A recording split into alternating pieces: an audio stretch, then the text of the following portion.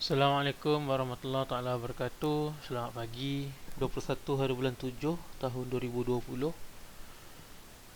10:56 minit pagi. Okey, jadi hari ni kita nak analisis sedikit apa movement yang telah berlaku semalam. Semalam kalau ikutkan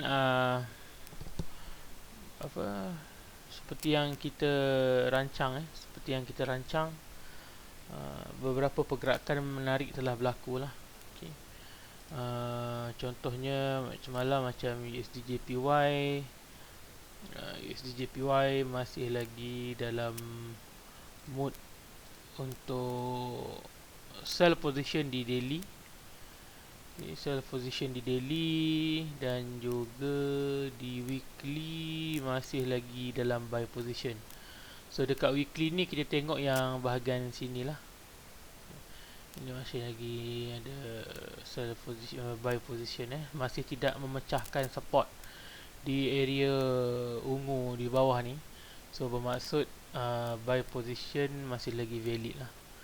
Okay, cumanya di daily kalau kita lihat di kawasan daily sudah ada sell. Okay, sudah ada sell arah sell ni apa orang kata, menunjukkan untuk sell position. Dan kalau ikutkan secara armnya di weekly masih ada lagi sell position, tapi lonjakan ni kita takut dia akan naik ke atas. Sebab apa, sekarang ni tak ada yang memecahkan ni support.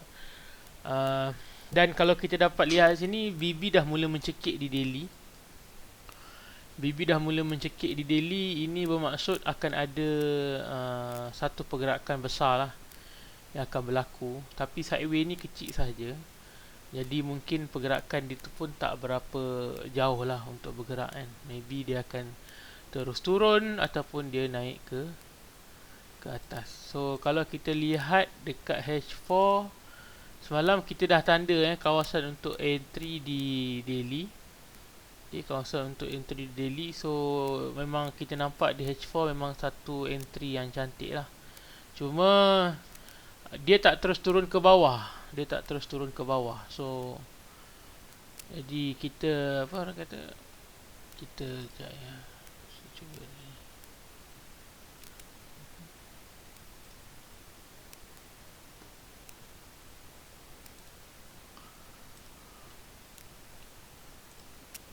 Okay. Semalam saya punya entry trigger semalam, kalau ikutkan saya semalam target untuk USD CAD dan juga GBP USD. So semalam GBP USD ni ngam-ngam dia masuk di area support, di area resistance di ni lah, di kawasan daily Bila saya tanda semalam area resistance. So yang ini kita boleh ubah ke bawah lah. So sekarang ini di sini pula adalah area of resistance kita. So dan nampak BB nak mengembang BB nak mengembang. So maybe saya boleh letakkan satu position sell dekat sini. Okay, saya letakkan satu position sell dekat sini. Okay. Saya letakkan sell position saya dekat situ. Macam biasa saya cakap, USD CAD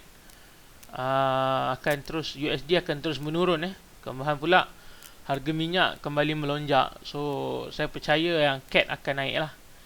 CAD akan meneruskan kenaikan dan USD akan meneruskan penurunan sebab kebimbangan, antaranya adalah sebab kebimbangan pelabur dengan isu COVID yang terus melanda.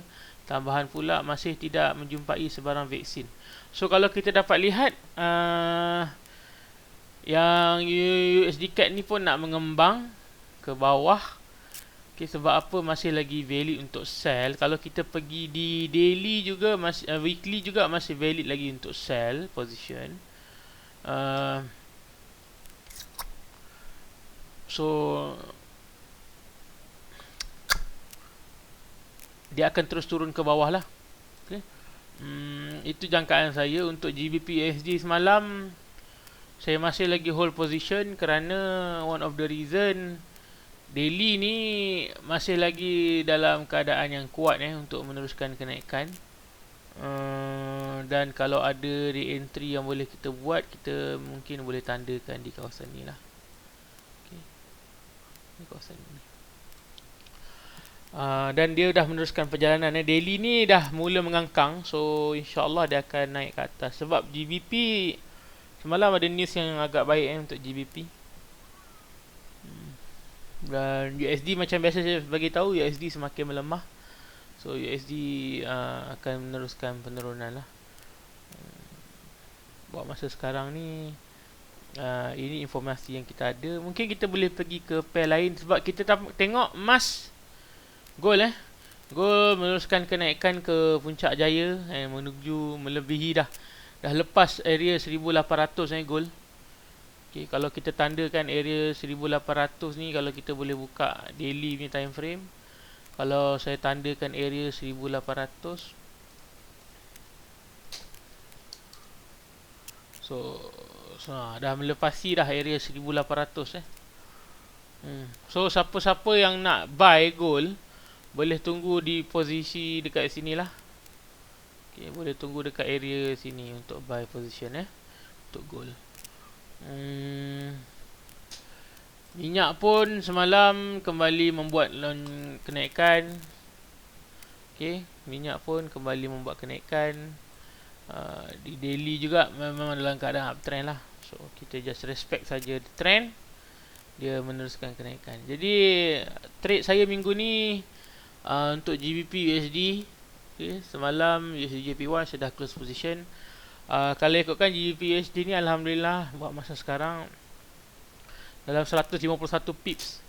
Okay, dalam 151 pips. Sebab saya trader yang swing, so saya tak trade untuk main pada 15 jam. Okay, saya trade pada ni lah, pada daily daily dan H4 lah paling tidak. So kalau ikutkan masih lagi ada momentum untuk meneruskan kenaikan. Apapun di sini adalah kawasan resistance yang paling hampir lah. So saya kena berhati-hati di kawasan sini. Maybe saya boleh buat orang kata apa, take profit level saya boleh tandakan. So maybe boleh saya tandakan dekat kawasan sini untuk take profit.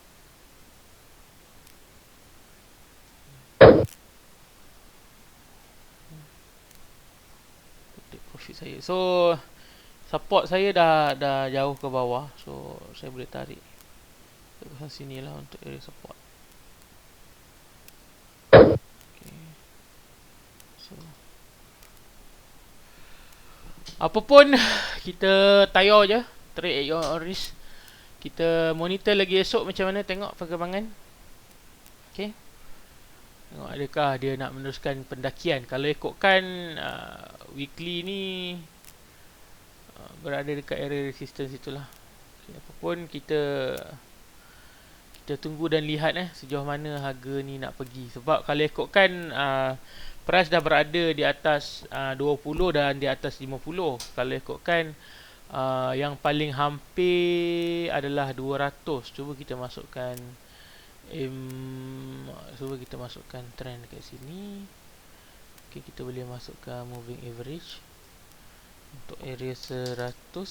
Reset exponential 100.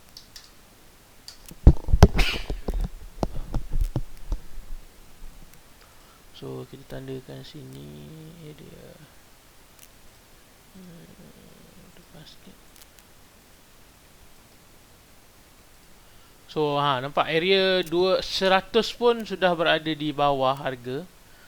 So kalau kita tukar kepada 200,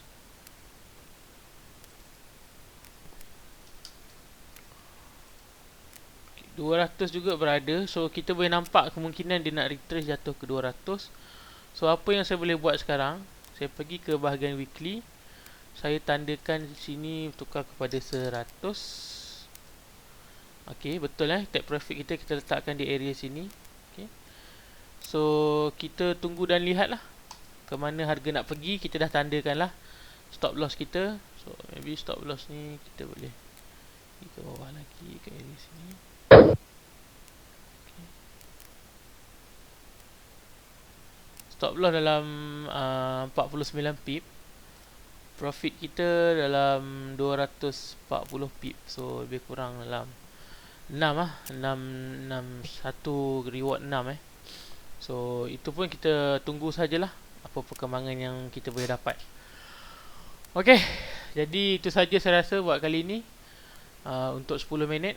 Terima kasih kerana sudi luangkan masa. Assalamualaikum warahmatullahi wabarakatuh.